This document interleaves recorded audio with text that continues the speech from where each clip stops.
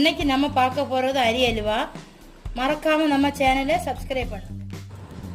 இன்னைக்கு நம்ம அரி அல்வா பண்ண போகிறோம். அதுக்கு 250 கிராம் அரிசி எடுத்திருக்கேன், 1/4 கிலோ. ஒரு முறி தேங்காய் எடுத்திருக்கேன், 1/4 கிலோ சர்க்கரை. இதை நம்ம உருக்கிக்கலாம். அரிசி மாவு தேவைக்கு பிளேட்டில் போடுறதுக்கு ஏலக்காய். அரிசியை நம்ம இப்போ வறுத்து மிக்சியில் போட்டு நம்ம பொடிச்சுக்கணும்.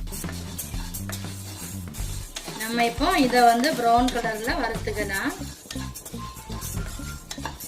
ஒரு ப்ரௌன் கலர் வரும்போது நம்ம இறக்கிடணும். எல்லாரும் ட்ரை பண்ணி பார்க்கணும், நல்லா டேஸ்டியாக இருக்கும். இப்போ நம்ம அதை வறுத்தாச்சு. இப்போ நம்ம இறக்கிக்கலாம். இப்போ நம்ம ஜாரில் அதை திரிச்சாச்சு. இதே மாதிரி நீங்கள் திரிச்சுக்கிடணும் கரகரான்னு. நான் 1/4 கிலோ சர்க்கரை எடுத்திருக்கேன். இதை நம்ம பொடிச்சு அதில் 1/2 கப்பு தண்ணி ஊற்றி நம்ம உருக்கி எடுத்துக்கணும். இப்போ நம்ம 1/4 கிலோ சர்க்கரைக்கு 1/4 கிளாஸ் தண்ணி ஊற்றி நம்ம இதை உருக்கிக்கலாம். நான் 1/4 கிளாஸ் தண்ணி ஊற்றுறேன்.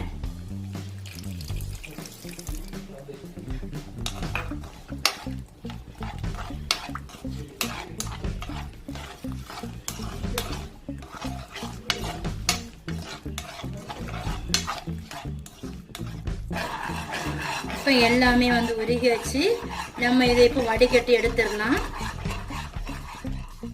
இதை நம்ம இப்போ வடிகட்டி எடுத்துடலாம். அதில் தூசி எல்லாம் கடந்தா போயிடும்.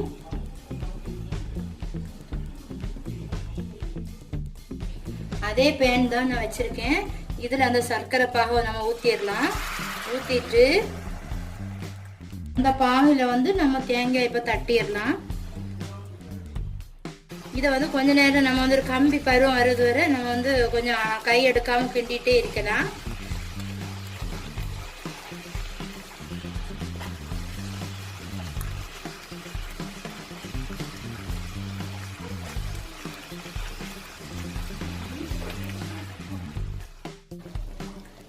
ஒரு ஸ்பூன் நெய் போட்டுக்கலாம். நம்ம இதுல ஒரு டேஸ்ட்டுக்கு தான் நான் போடுறேன். இது இல்லாட்டாலும் பிரச்சனை இல்லை.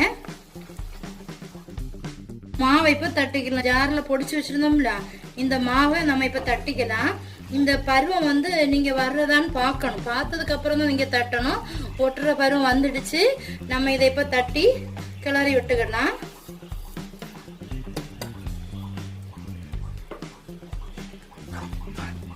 நல்லா கிளறி விட்டுக்கிடுங்க. அப்பதான் இந்த மாவு திரிச்சதும் இந்த தேங்காய் எல்லாம் சேர்ந்து வரும். கிண்டிகிட்டே இருக்கும்போது நீங்க என்ன பண்ணணும்னா ஏலக்காய் பவுடர் போட்டு விடுங்க. ஏலக்காய் பவுடர் போட்டாச்சு.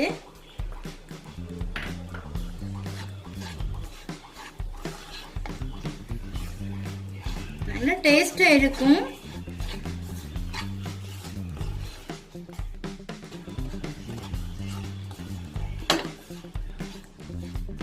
இந்த பிளேட்ல நம்ம இப்ப மாவு கொஞ்சம் தூத்திக்கலாம்.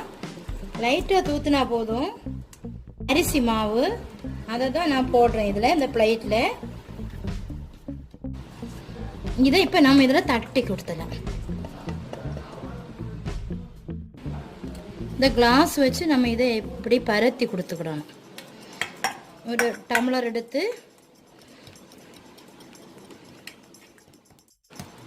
இந்த கிளாஸ் வச்சு எல்லா இடம் ஒரே மாதிரி அமர்த்தி கொடுத்துக்கிடணும். அப்பந்தான் எடுக்கும்போது நீட்டா வரும். நம்ம கட் பண்ணி எடுப்போம்ல,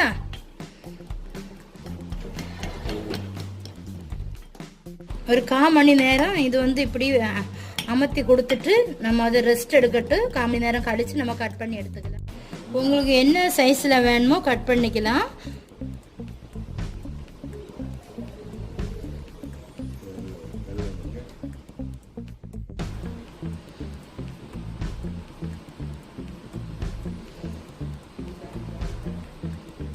ரொம்ப டேஸ்டா இருக்கும்.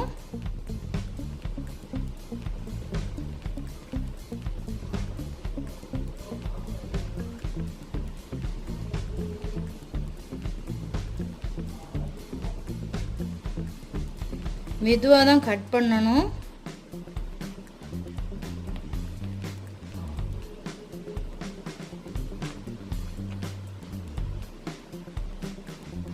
எதனால நம்ம உடனே கட் பண்றோம்னா கொஞ்ச நேரம் கழிச்சா இது கட் பண்ண முடியாது. முதல்ல கட் பண்ணி விட்டுட்டுன்னா ரொம்ப ஈஸியா இருக்கும் உங்களுக்கு எடுக்கிறதுக்கு.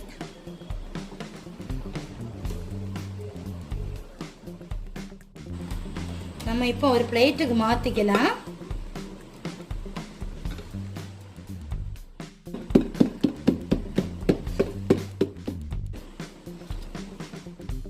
இப்போ நான் கட் பண்ணி வச்சிருக்கேன்.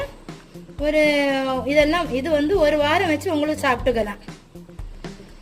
வெளியிலே வச்சுக்கலாம், ஃப்ரிட்ஜில் வைக்க வேண்டிய தேவையில்லை.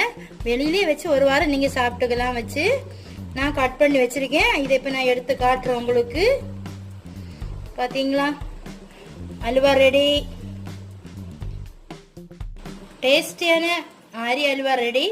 நீங்களும் உங்கள் வீட்டில் ட்ரை பண்ணி பார்த்துட்டு கமெண்ட் பண்ணுங்க.